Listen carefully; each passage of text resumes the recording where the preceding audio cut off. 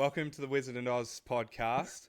I'm joined by Oz, who is a recreational fracker, casual industrialist, and 2024 RNC delegate. And Alongside future him, time travel compliance expert.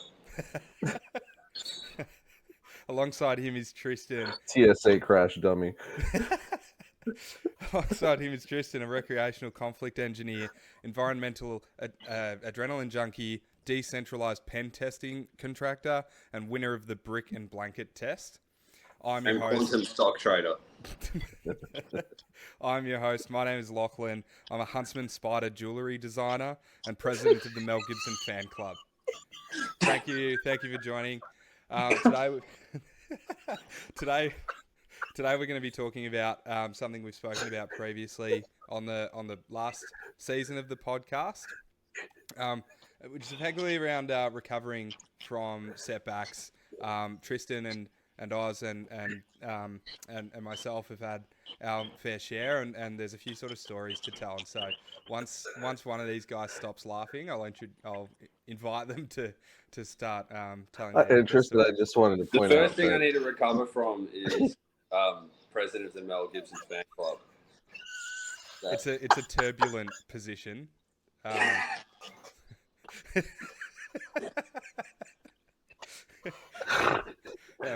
There is a lot of management involved. There are cash paying positions available. But yeah, Less than a minute in, and we would have been cancelled in 2016. Good work, Lockie. No, this is okay. This is all good. the requirements for the job are you have to have passion for Christ, and you kind of have to think about apocalypto from time to time. You kind of, yeah. You kind of. No, nailed it. So yeah, let's start with who wants to go first on this topic. You've both Tristan, got why don't interesting you go? stories. Because mine's a little heavier. Let's start with Tristan. So yeah, Tristan, do you want to sort of run us through the story, and we can have a bit of a discussion? Well, I would absolutely love to talk people through linear progression with, setbacks, beginning, middle, end, but it doesn't fucking work that way. Like the best way I think to deal with setbacks is someone who is both a magnet for them and excellent at dealing with them, is to know that no matter what your aspirations are, you're going to fucking have them. And people immediately, ooh, and you feel it in your chest straight away when you start thinking about that, because you go, oh, which of my aspirations are going to get screwed over by what? You start threat sensing like you're still a monkey. It doesn't work that way. You are going to get hit by setbacks that you didn't see coming. Yeah. And I think it took me until, the wisdom of my recent 30th birthday to realize what people meant when they said, like, you can be a talented entrepreneur in your 20s. You can't be a good one till you're 30. And people said that a lot, and that just triggered my oppositional defiance, as almost all words do. Until one guy actually said it in a way that made sense to me. He said, look, I'm sure you've made money and you've lost money and you've made money again. And the difference between you and people who have a higher success rate that are older, it's not the intelligence, dude. It's the fact that they know what it's like to make and lose those things. You don't know what it's like to lose time until you start approaching 30. It's like, when did you start? I'm like, 16, 17. They're like, cool. About 10 years in, you're going to realize what 10 years feels like. And I was like, oh, no shit. And that was sort of around the time that I transitioned from, wanting to be the hero of every company I was in to wanting to contribute to something that's going to work, however that looks. And what really is at the core of that is the knowledge that setbacks are coming. And you're a fool if you feel it in your chest, because so do all your competitors. The winner amongst you is the one who knows that everyone goes through it. And it's not about going, wah, about, my family or my health, which I could do if I started writing. I don't think I'd ever put the pen down. But the thing is that leaning into the indifference that being consistent has created in my mind allows me an advantage competitively, because most people think that it's a Rocky film where you deal with a sacrifice and you punch a wall and then, either the tiger starts playing. Yeah. That's not it. That's not it at all. It's acknowledging that everyone's going through it, and the person who is least thrown off Mm-hmm. usually wins. Not the person who makes the sacrifices, makes it harder for himself, and puts everything into the competition. It's stoicism at the end of the day that gets you there, because everyone's going through it, everyone's sacrificing, losing, gaining, getting distracted, etc.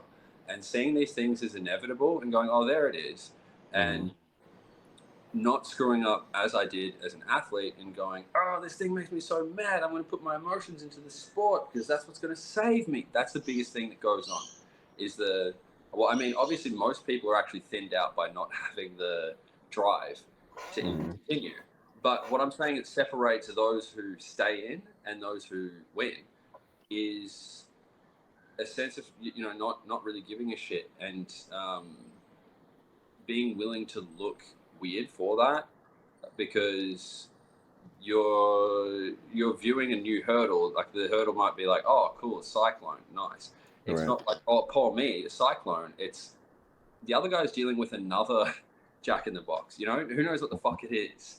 It could be anything, and everyone's getting hit with some random what the fuck, and how you handle your random what the fuck is relevant to your success. It's not a distraction from your success. Do you think you kind of need to have those setbacks and that pain to learn that? I think that you need to win and fail repeatedly. When I say business is good for it, the reason why business is good for it is because you start to see the randomness when you're building a different thing all the time, and you start to see the common patterns amongst those different things. Whereas, like, if it's just basketball, like, my focus was too narrow, so I was like, oh, the challenge is this injury, and when that's out of the way, then this will work. And no, like, zooming out and going, how I approach all tasks is how I will approach crunch time.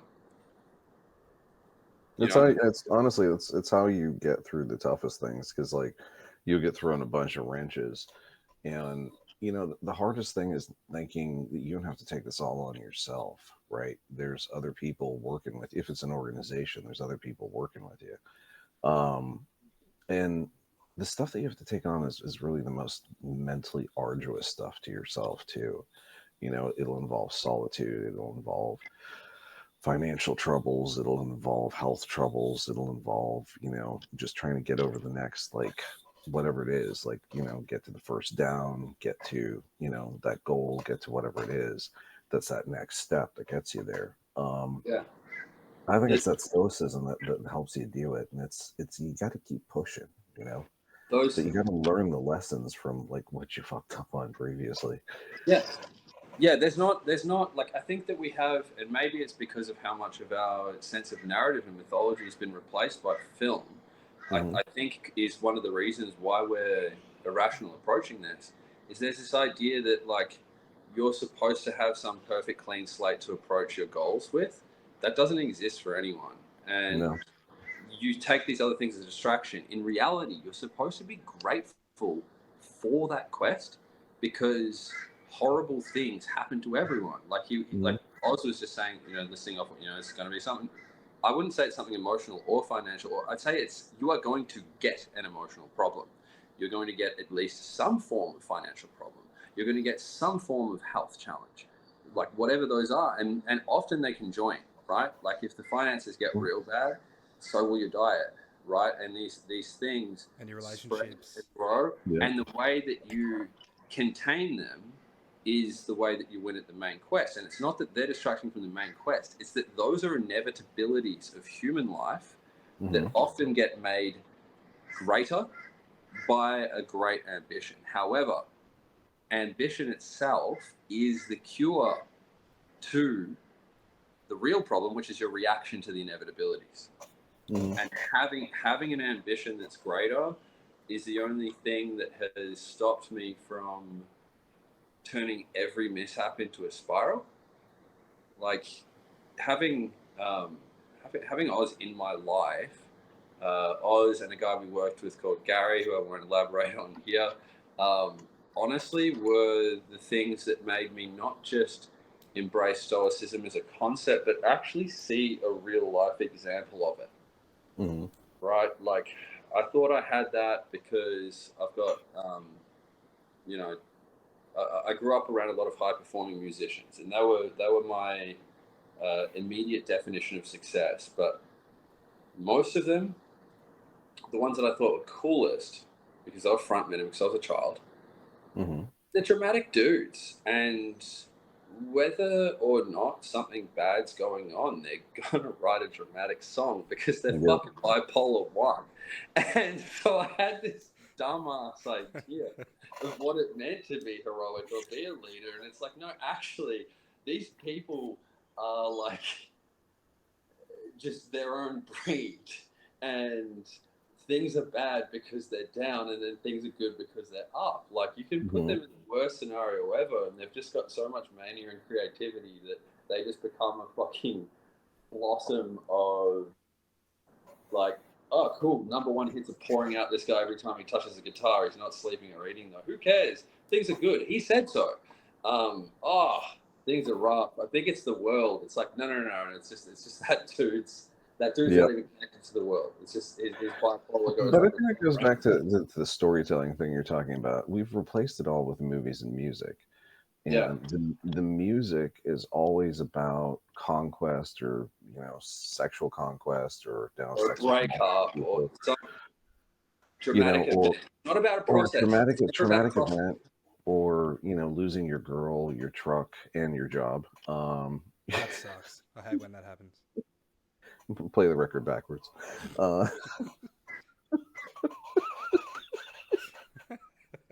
Hey, got it all back.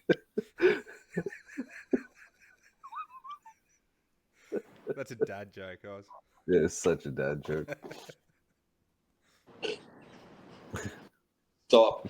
But yeah, being exposed to people who like this guy Gary, like, I called him because my family wasn't the best emotional influence at Christmas one year, and I'm like, I bet Gary's working, and he was, and. But Gary doesn't stop working. Gary's like, we've all done that. We've all done the startup thing. We've all done. But he's 70. He is a different breed.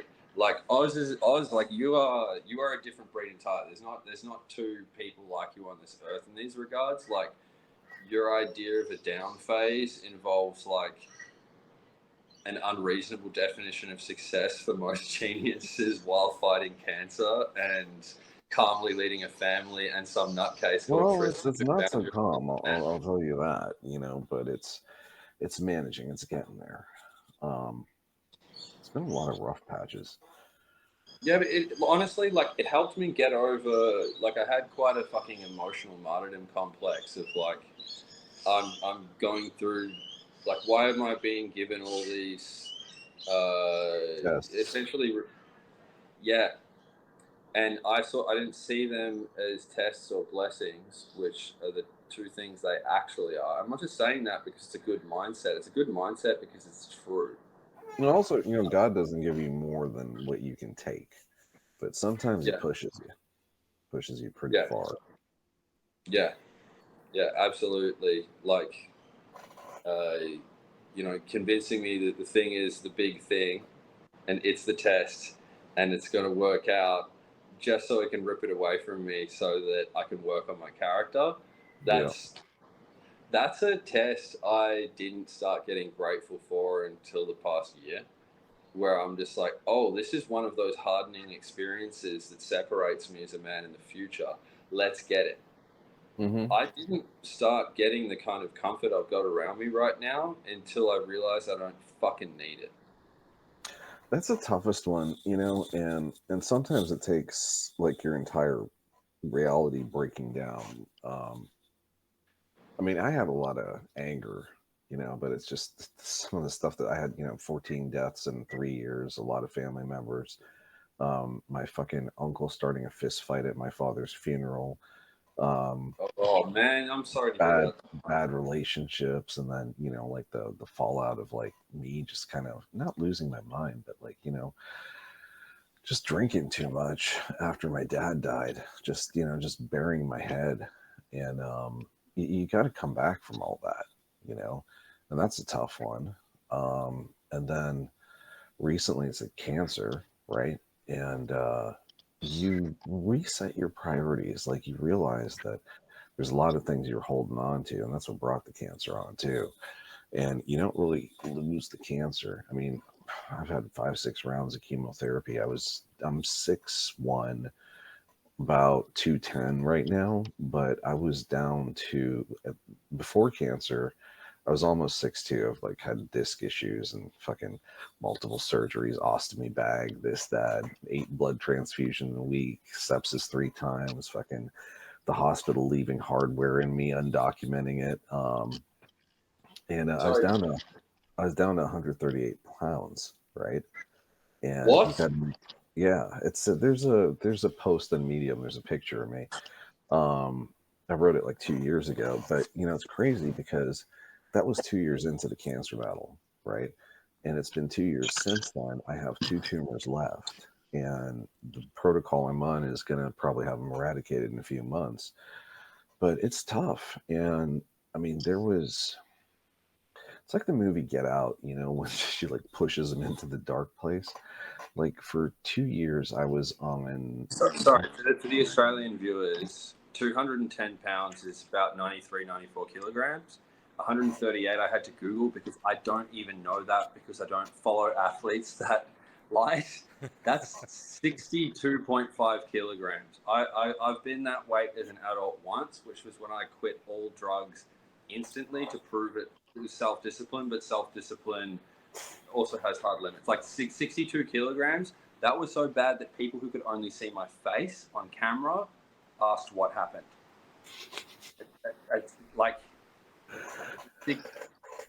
Yeah. 62, 63 kilograms is where I was at the point where people did not even ask. They just assumed I was on meth. I've never done meth, done almost everything else, but they just assumed. They didn't even ask. Yeah, it was rough. Did you get sepsis at that weight? Is also a question. Sorry to interject. I had but sepsis at that terrible. weight. I had sepsis around 180, and I had sepsis at 200. And it sucks, bro. Sepsis at 62 is a risk of death without cancer.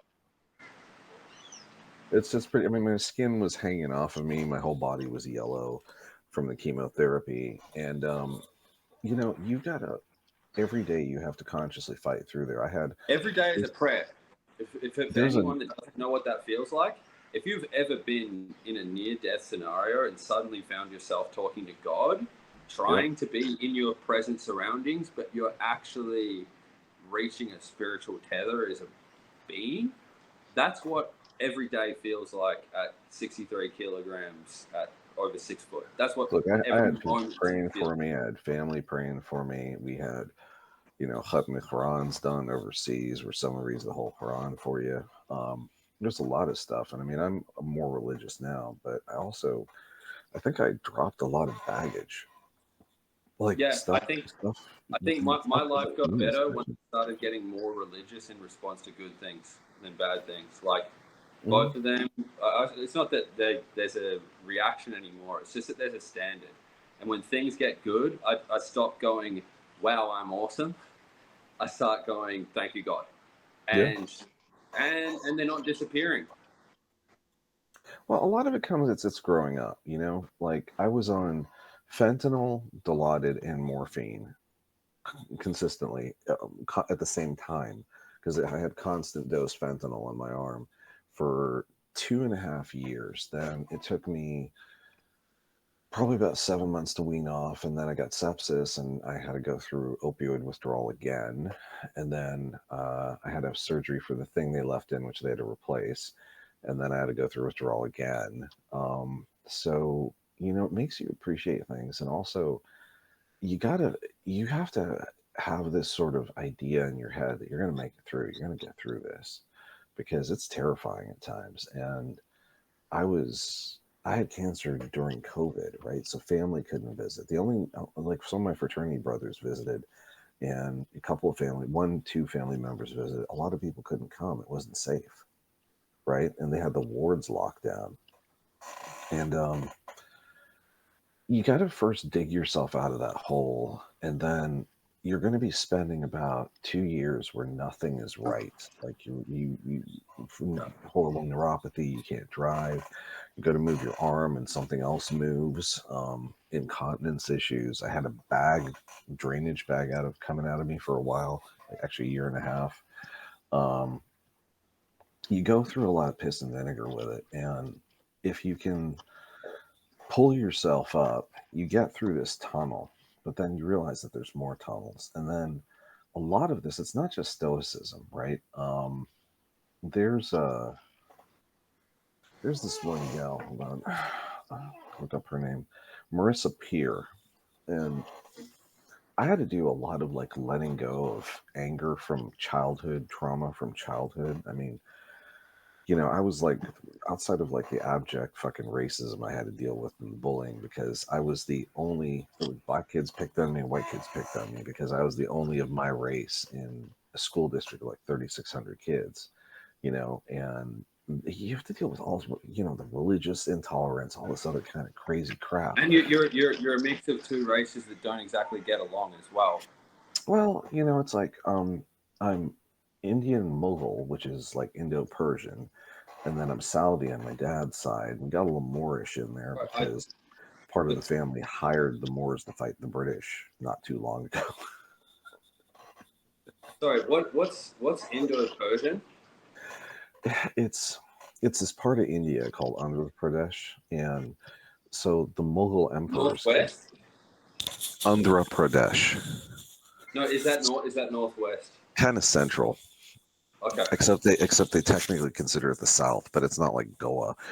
But India's so big. You don't strike me. You have very little temperamental and physical similarities to both, like your northern farmer Punjabs and your Hindis. Well, like that's what I'm saying. We're the Persian Muslims. Right. We're the Persian Muslims that came through there in the 1300s and 1400s, and then we're the descendants of those people and the local folks. And the local folks they're Northern Indian, but kind of Southern Indian, but they're not Dravidian, right? Dravidian is like the really dark Indians that look black, but we're not, because we're Muslim. We're not like the Brahmins, but we're a mixture. Like my dad was part Sindhi, and my mom was because of my grandmother that my grandfather married, and then my it was his seventh wife. Long story. They just kept dying on him. He first got married in I think like 1922, right? Maybe 1916. Too well hung. Sorry. I have to engage. I've been suppressing locker room for like the past minute because like people, you hear a lot of jokes in Australia where we got cricket. Mm-hmm. We love cricket, like the softest sport, actually becoming a thing in like America the softest now. sport, not called golf. But then on top of that, we have fucking rugby and AFL. Like it's a funny fucking place in those regards.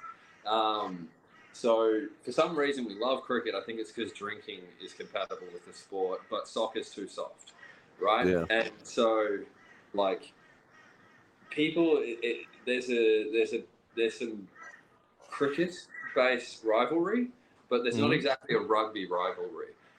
So like there's. It's always. But you have Aussie interesting football to me rivalries. when I meet people who are Indian that could play like tough contact sports. Like you could be a linebacker. You could play. Yeah, but let me finish the ethnic thing because you brought it up. I need to break this down for Australian viewers.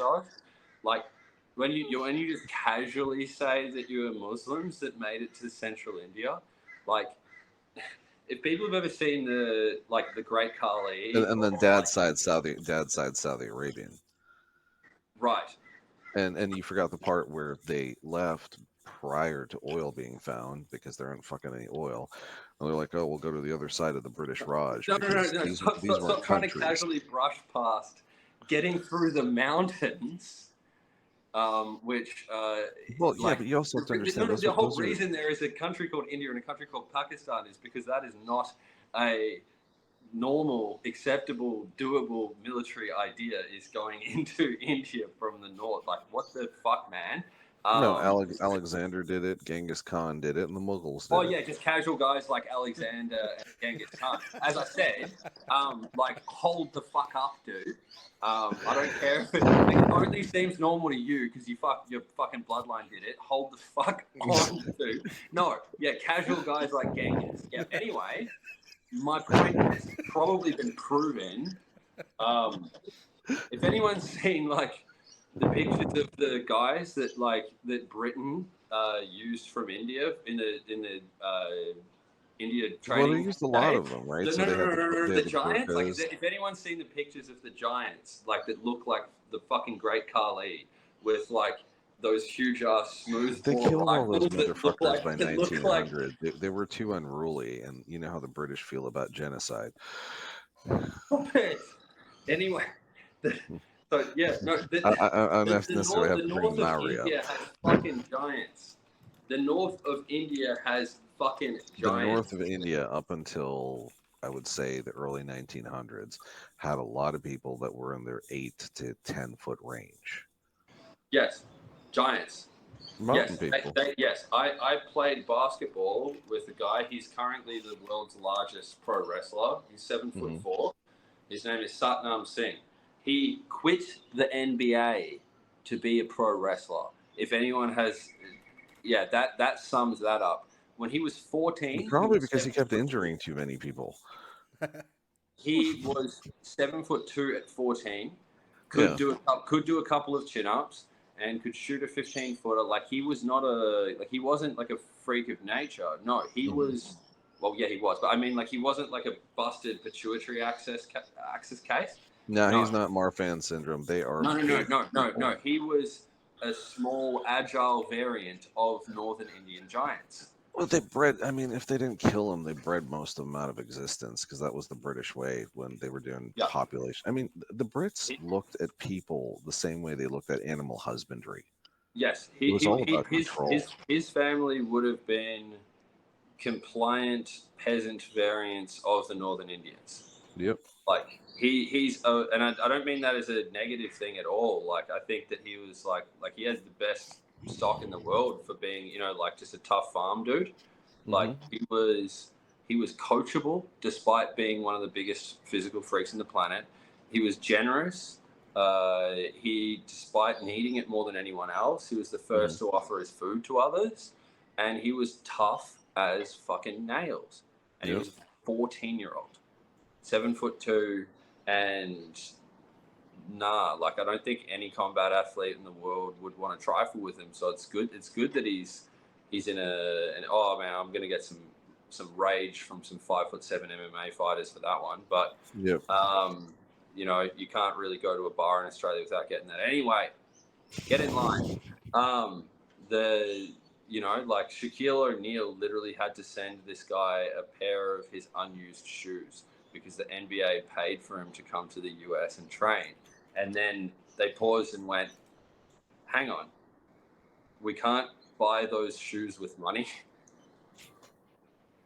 They're custom made. Yeah.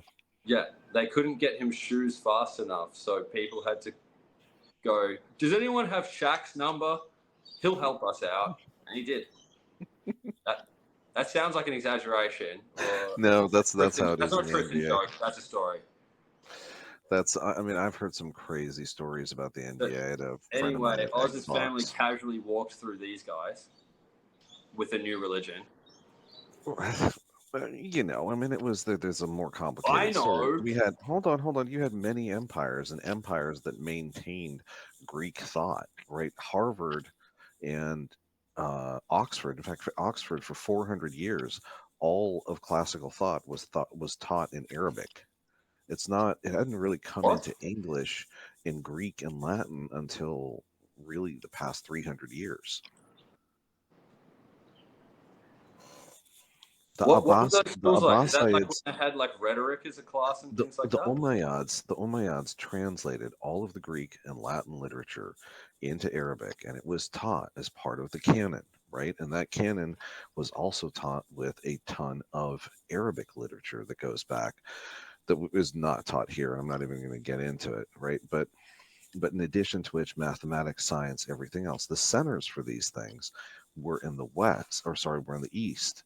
And the only real center that you had was Oxford, and that goes probably until the mid 1700s, when you started having that shift where Arabic went, and it wasn't de rigueur anymore. It wasn't like trendy. They wanted something easier with a different character set. They went to Greek and Latin. Well, they went to Latin, but the papacy also had something to do with that.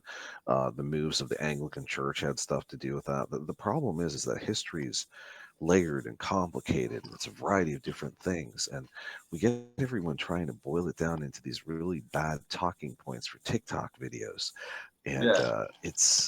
it is more than that. And the funny thing is, no one really goes past 1700. You got to go back pretty far to see like how interlinked we are So who are the as good guys? people. Well, Muslims were good guys up until the Crusades, and it's like they're like, how? And remember, the Crusades weren't just about religion. The Crusades were about, I have too many children and not enough land. Well, there's land over there. Well, how are we Yeah. going to get that land? Well, why didn't you tell Pope Urban about it? Pope Urban was like, "You will go on a crusade, my son." And part of that was religious, but part of it was land. Well, like King Baldwin was a reluctant leader who wanted to abdicate at first, and he's kind of the poster boy for poorly interpreted crusading now. And he's actually more respectable. You look more into the details. He had to engage in it because it was just simply touching his borders. And wasn't just touching his borders. It was this for everyone. It was a period of It wasn't lightly stagnation in caressing him. Europe. If you really wanted to change anything in Europe, and that's what brought on the Enlightenment after that, is the fact that you had all this tech transfer of knowledge, you had all this tech transfer of people, you had all this tech transfer of trade, um, and then you had the spread of the Catholic Empire at that juncture. Well, you also had 10 coffees a day ending up in Voltaire's possession. Um, Hmm. like one of the most underspoken about parts of the French Enlightenment is that everyone could see it coming, but they were being French about it until Voltaire started trolling. The dude, Voltaire was like the 4chan of literature of that time. Yeah. he was my dad, and the reason Andrew Tate is my grandson. Um, like he was a low-level French aristocrat who started like basically taking the piss out of all of the stupid and absurd reasons for a lot of the powers that existed around him being powers. And they said, shut that guy down. And he said, duel me yourself. Well, And that was all pretty easy after the French king burned Jacques Desmoulins at the stake, and they took the fucking Knights Templar apart. I yeah, mean, everything that you had that was Christian aristocracy connected to the papacy as well, well as military was that taken was, apart. In wasn't that a France, France, misinformation France is campaign? France is interesting because their enlightenment was also it was couched in a lot of like it was like the Trent Reznor, Nitzer Ebb of the era, but it was literature and it wasn't music. Yeah, what's interesting now is that I find myself really empathizing with Voltaire in a lot of ways, but just as much as him defending the idea of atheism was the edgy thing that created thought in that period, like talking about the absurdity of atheism is far more provoking now. You won't Like get. it's Well, it's because we're finding things out. Okay, things that were yeah, mentioned in the that's it. Quran, things that are mentioned in the Bible, things that are mentioned in the Torah. right? And then people are trying to draw things from historical texts going back to Babylon and Ur. Well, what it says in all the books is something that, like, you've had all of these religions. There's 150,000 prophets mentioned in the Quran, right? And there's a couple thousand mentioned in the Bible. It goes back millennia. So God has obviously brought books here before to people before, and people have been wiped out before, you know. Anything prior to Noah, there's probably very little left of it, unless it's like petrified wood somewhere, right? Or clay tablets that they could get their hands on. Um, I mean, it's we're at a time where we're finding out that the mathematical fractals that you look at are interposed as geometric figures that actually exist inside of DNA. So everything is fourth dimensional prisms, right? Excluding time. But we're starting to see the math and everything, and this was what intelligent design became for a hot minute. But I think that's why you're seeing a lot of people converting to Islam, a lot of people converting to Christianity, a lot of people, looking at Judaism. Judaism's like a whole thing. There's like, it's like going to college to become a Jew. Um, there's classes and a whole. I mean, it's involved. I was thinking of becoming a Jew to go to college, actually. But I couldn't make the cut. Oh. Sorry. That was a worse dad joke than my dad joke. Sorry. The only one of those books I haven't picked up is the Torah. I found the Quran and the Bible so compelling that I just want to digest them and take the time to connect with God, connect with, honestly, like, my conscience above all, and see where that leads me. Like, one thing that I really liked that a Muslim said to me, and I apply it to any sort of spiritual evolution for anyone that's listening who's on a similar journey, like so many are right now, is the idea that, like, I'm sorry to like butcher a paraphrasing attempt right now, that the Prophet Muhammad said, which was, no one would look at a man who, like, works out, keeps himself physically clean. I think he said rises and sleeps in time with the sun, something along those lines, like basically describing like a high test Chad. He's like, no one would look at someone like that and look at someone who doesn't have his habits and suggest that they're physically equal. However, there is an absurd notion that you can look at someone who may have an appreciation for spirituality and call them an equal to someone who has habits and practices that have built over time and discipline. And his suggestion was to not get overwhelmed with an idea of, oh, I need to try and change all my habits at once. It's like, no, you're not. You're a human. And what God wants is for you to try. You will stumble. Well, for us, it's about growing. Yeah, it's about growing. It's growing a habit. Growing a habit, not God. Not an unrealistic immediate commitment, but consistently developing habits and examining yourself. Like that immediately took the pressure off that I think was stopping me from developing myself spiritually. Like, just, well, I think it's challenges that you have with modern Catholicism and even modern Protestantism is that you get a lot of people thinking that they have to approach perfection immediately. And God's attitude in all the faiths is you approach perfection, but you build yourself over time. You got to learn things the same way a child learns, right? And I think that's kind of the beauty of it. I think that the challenge when you talk about Voltaire and the atheists and this and that, if one doesn't look at the math of life, if one doesn't look at the proofs of God, if one doesn't look around and see that everything is so intrinsically mathematically connected with another thing, and that there's no way that this could be coincidence. And even when they look at, like, what are the tolerances that it would take to create life, it is not statistically probable that this would have just randomly evolved. You know, so Yeah, it's interesting. a lot of insects. Like there's a lot of species that like evolution really can explain, but a lot of them, it's like no, like Evolution can explain changes in species, not in yeah, genes. Okay, like the core stays, but like, things evolve. I mean, like kids now are evolving like body modifications naturally from so much exposure to radiation from cell phones over 3 generations. They're getting thickening inside of the near like the hyoid canal, and they're getting thickening inside of the bone in the ear. Why? Because we're exposing them to so much fucking radiation.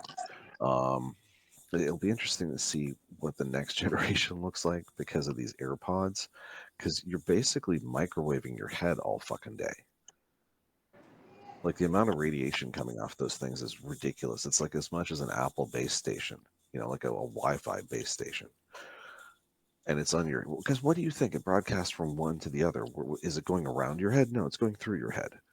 yeah. I love how it's like completely mainstream science circa like 2000 that like if you live right beneath a cell tower, like you have massive increased chances of a number of cancers, Hmm. but the same signal at a lower level won't cause the same radiation at a lower level.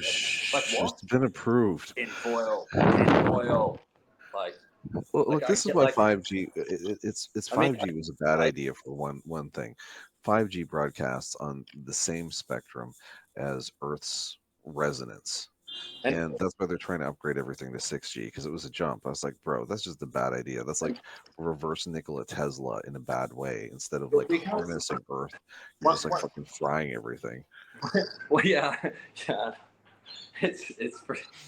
I'm not even going to get started there. One of the things that I find absurd, and I wish we could see a faster change in our social fabric in a good direction here, is like quite often I'll find, the like smarter is a dumb word to use, but like higher fluid intelligence, higher IQ, higher conceptual depth folks often Mm. find themselves exasperated, and they know that I'm a good translator between different pattern recognizers, and Tristan, can you explain to this guy how that wouldn't work that way? And I'm just like, no, I can't. The same way I'm not even like, okay, it's not like something I even think Well, I about think as a you and I do year of that a me. lot. Like, I'm not We going both to do that. have a 5-plate squat in this lifetime because my Mm. bone structure is not made for that. And so some folks need to just accept that they will not understand past certain curtains. And there's nothing fucking embarrassing about that, man. Like there's We and have we have mean girled society to the point and degree that it's bad to be smart, but if you are smart, we're terrified of you. And now you're seeing there's an emotional response. The same way I would respond to like, oh, that motherfucker's going to start a fight, is the same way people are now responding when they run into really smart people or people that are beyond their construct, because the amygdala lights up, right? And it's the same yep. fucking. It is the same flight It's like mechanism. how being polite to men in the West somehow equates to like satisfying an infantile delusion that everyone might be Rambo, right? Like every girl might be a model level 3. Man or Everyone bear? might be able to understand politics. Everyone has a valid opinion. It's like, no, they fucking don't. Like, they don't. Well, Like, the social media so empowered everyone to do that. Okay, now we got a younger empowered. generation that just gets themselves in. Fucking my daughter gets involved in every fucking Empowered. conversation, and it's The- it's it's difficult. It's difficult unwinding this because once they get phones, they're on fucking too much, and restricting that gets umbrage, right? It gets kind of feedback. They're like, I'm not happy, and I think we've taken things down into this bite-sized consumption life, and I think we need to pull back from that, right? Because Yes. and I think you're going to see full social media burnout within the decade. Like people are already going low tech. People are already getting flip phones. You know. Yeah. 100%. Yeah. If I'm not doing work that relates to social media in a major way, I have a Nokia. Like, I prefer to have a Nokia and a desktop computer. Yeah. And one thing I noticed when you do that is people start just offering you phones. Yeah. They just start following you. If you put one down and leave it, they start following you. They start appearing on your table and in your hands. Like, oh, I could give you one. Like, you really need it. It's like, no, what you're saying is you want to be able to pester me all day. Fuck off.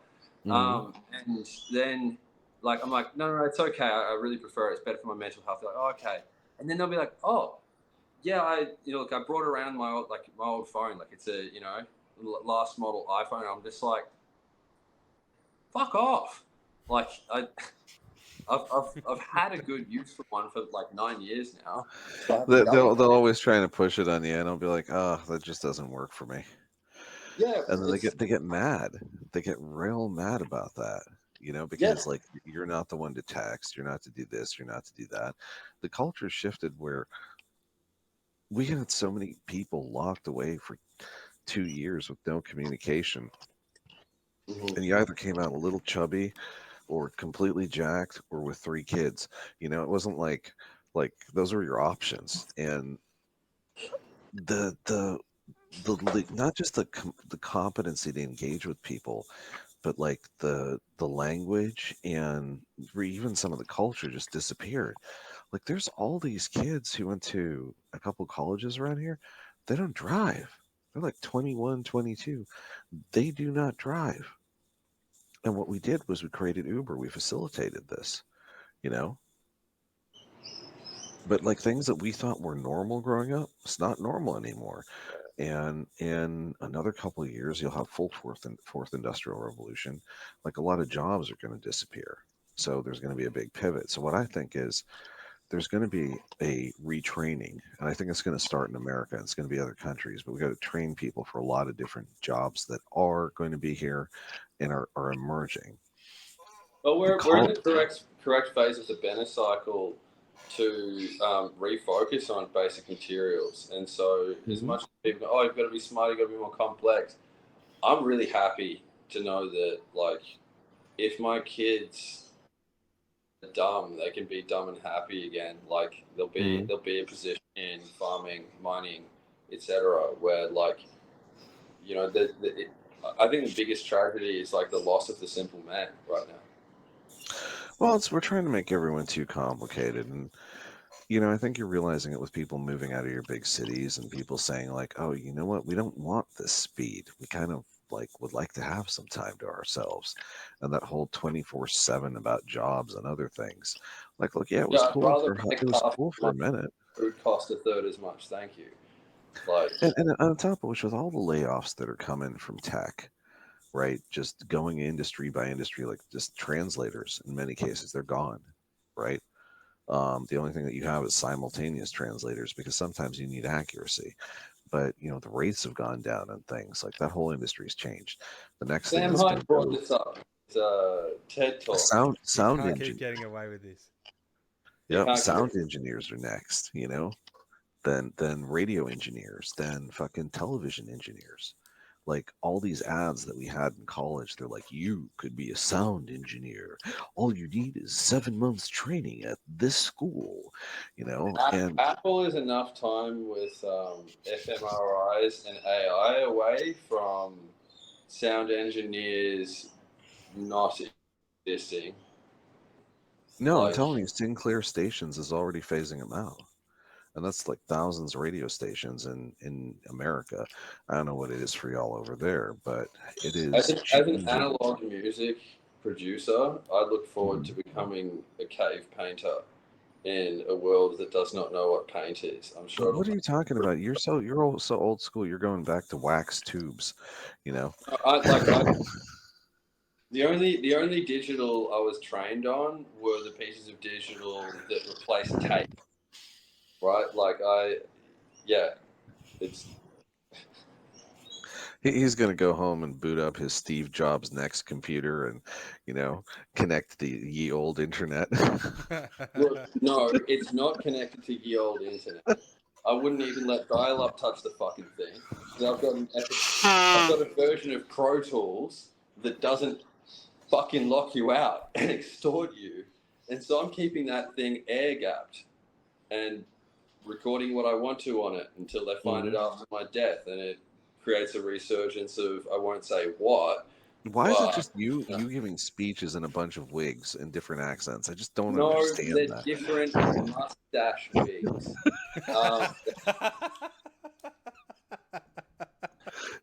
Those aren't fucking toupees.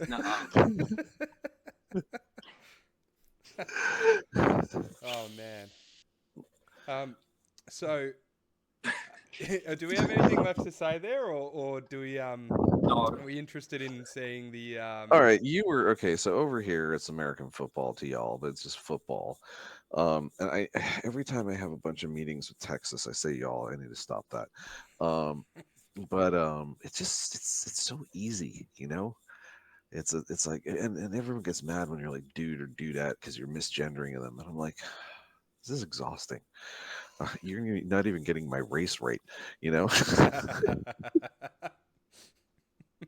The number of times I get misraced on the regular is just, and then it's just like they don't want to explain their gender to you, but now you want a fucking 15-minute explanation of where my family's from. Get the fuck out of here. All It's right. exhausting. Anyways, I digress. So we were talking earlier about the different sizes of global football fields: soccer, American football, Australian football, Yeah. rugby. Yeah, it's a common thing you hear when people talk about supercomputers. They're like, supercomputers the size of a football field.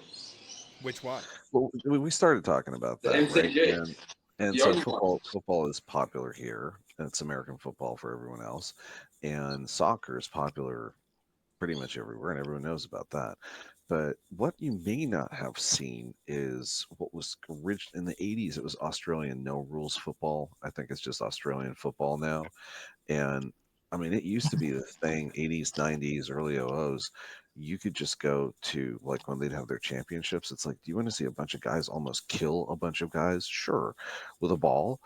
I mean that's football. There's at least one. Football with no padding, but a cup. And the football field is like an oval, but it's almost as wide as it is long. There's no cup, by the way, Oz. There's Oh, Jesus. no protective gear whatsoever.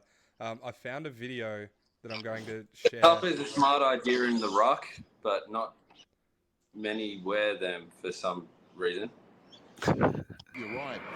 So I want to show you guys this. This is AFL's biggest hits and bumps of all time. There are a few videos of American football. Ben Cousins in the bathroom. No, sorry. Yeah, huge, massive. And this is Australian Football League, not the AFL. So Australian Football League. There are some videos of people who are American Football League fan. This is the sports equivalent of showing Americans Vegemite. So have a look through this. We're gonna get Oz's reaction here. If they can get him fit and playing well, suddenly it looks impressive. Lewis has not moved. Wonderful. To center the ground. I mean, that's just great courage. The ball's there. Harbrow has to make an attempt to mark the ball. Jesus Christ. Here, let me hit your head with my thigh. Free kick, Martin, the handball, didn't need to play on there. He had Robinson right there with him, but he keeps going. He has flattened Stephen Martin. They play on the Brisbane Lions. This is like combat wrestling. Yeah, it's against Stephen May, and Stephen Martin is Don't tell the Dagestani. When you talk about bumping a player, he's pretty much done everything wrong in this instance, Brad. Yeah, as he ran past the football, he left the ground and he hit Stephen Martin in there. Stephen Martin was knocked out cold. Fortunate enough, he's healthy. He was stretched up forward. So you can see the distance between all of these players. He's taking out the umpire. He just cooked the umpire. Yeah. Because there's dudes Sorry, running in every are you direction. right, mate?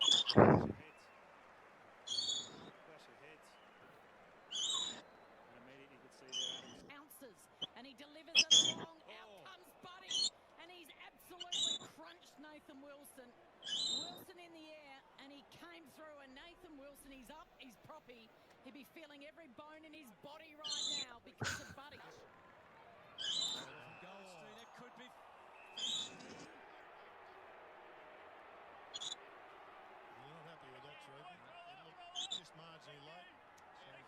But it's not like even a brawl. It's like crush him.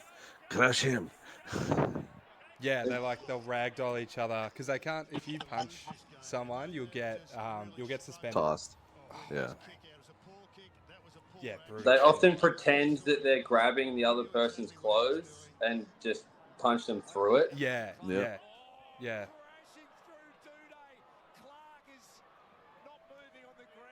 Yeah. This is to a So you basically extent. can do whatever So you want. you see how that obviously is not how you're supposed to play the game. No, that's how you don't go to prison and hit the guy at the same time. Yeah. So it's a compliance navigation strategy, as much as it is strategic football maneuver. Boom. Yeah, there is. So to an extent, there's a free for all. you basically let the clock run down, and so there's like no rules. But how do you call a play? So there's time on. If you're and time winning off. against a team that's better than you because you've just had lucky shots, you start fights. True, facts. Like, that's just a thing. I used to play this game as a very low-skilled player. In fact, a no-skilled player. I didn't really play this game. I just had a high school coach that was like probably an IQ of maybe 80 who was just like, Tristan, be good to have your size on the side this team. You know, we need it. This year could be a good year. I don't know what the fuck he meant by a good year. Like, I don't. I guess any year is a good year when you did this for a living and then somehow got allowed to teach children and you're not sniffing glue. So I guess every year is a good year for Mr. Jess. And what I did with Mr. Jess is pretend that I did not understand the rules. And I was just like, yeah, I'd love to help the boys out and give it a go, mate. Love to.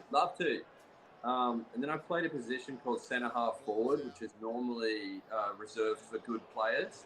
In my case, what I did was move out of my zone, pretend that I didn't know what I was doing, get angry, and lay out the best player on the other team, and then fight, the next best, pretending to just be enraged and not understand why he hurt my mate, and go through this on a cycle every half. Not every game. That no. is what do you call it? A pitch? That is a huge freaking field. Yeah, it's massive. I could mark. Marking is what they're up to there, where they're trying to catch the ball. Lockie, could you explain to Oz how marking works and how it sometimes creates a strategic and cerebral game? Yeah, like it can, because there's shapes and formations. Part of the thing with AFL is it's a 360 game, so there's no sort of plays in the sense that there's forward movement and defense. It's all happening at the same time. If the ball sort of spills over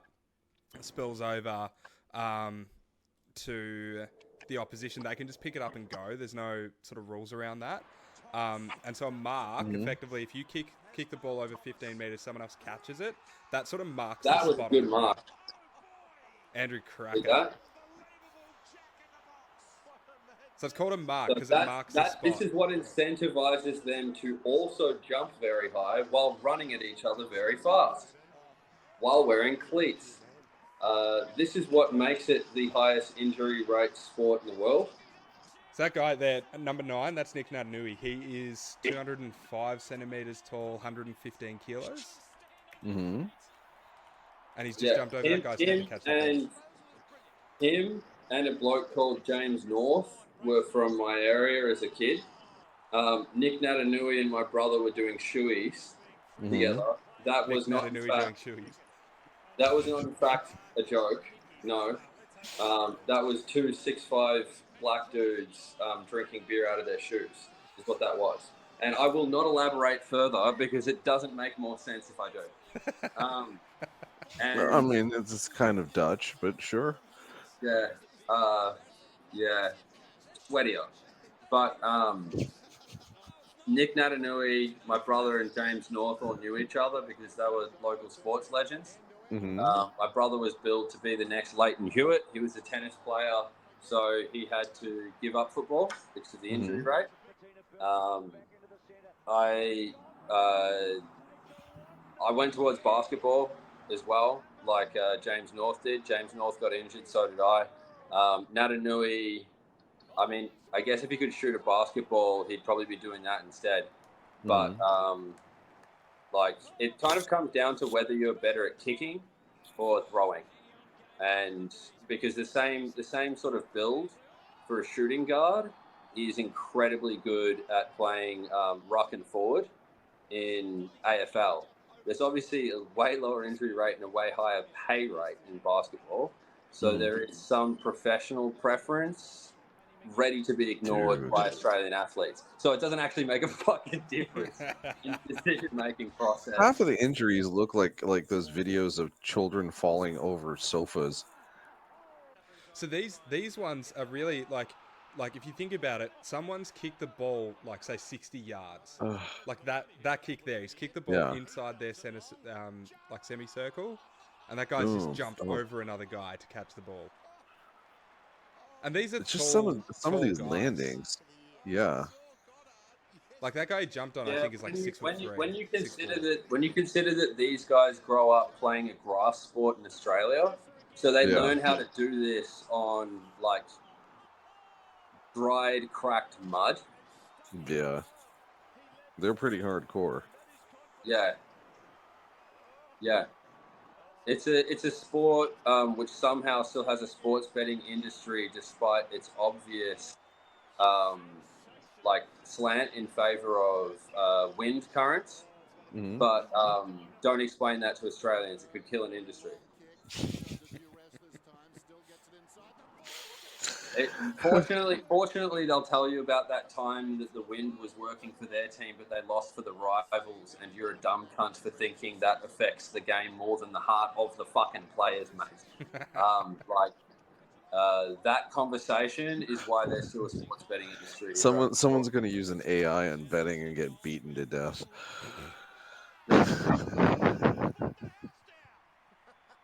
Look, I've met dudes who basically run a hedge fund that checks the weather. Yeah. I can see that. All right, well, we're gonna have to watch a match or part of a match in one of these episodes. Dudes, dudettes, like dudettes. I don't know what you'd call non-gender dudettes. Dudes. Anyways, looking for new wordage here, and it just is not rolling off the tongue. The dad jokes roll easier. I don't know. Getting back from like whether it's setbacks or disease or cancer is just tough. And go easy on yourself, and give yourself some grace, and find your way forward. And know you got to push, but also know that you can take baby steps, and sometimes you can take a little rest. And I think we forget forwards that. Is forwards. Forwards is forwards. Well said, gentlemen. Yeah, completely agree. Well said. All right. Well, any final thoughts or comments? We're looking for sponsors. I'm wearing a Snapdragon Spaces t-shirt from the AWE conference. So if you're interested in XR and creating things on the fly, I mean, this could be like NVIDIA, right? So it would be cool if we found some sponsors. I know we hardly have any viewers, but if you're big tech or if you are NVIDIA, we'd love to have you. Or if you're a halal cart vendor, I mean, $5.99 is $5.99. Huntsman Spider Jewelry Maker. Designer. Yes. Now, mind you, it's designs for the huntsman spider and with the huntsman spider. So, Huntsman wardrobe specialists. Don't inbox me. You're weird. The worst part about that, Tristan, is huntsman spiders have 8 feet. How does that make you feel? I have a video of a huntsman resisting arrest from a vacuum cleaner. I I'm saw gonna that send one. you after this, so you can clip that in at the end. Brilliant. All right. Well, thanks, guys. And thanks anyone. Tristan would like to tell you about our new endeavor. It's Menachem Begin disguise kit. Those will be available around Christmas, which really makes no sense. Yeah, Oz will be coming out with a video of his recreational fracking setup for educational purposes only. For educational purposes. DIY fracking, your land, your choice. You can, if you own the land, you can dig down as far as your shovel will reach, mate. That's no problem. And don't forget that Tristan is bringing out the Uber for bodyguards. 1-800-HUCKER for you. We cover everything from hens nights to... My lawyer's You don't have to finish. We don't do religious events. We can't understand them. All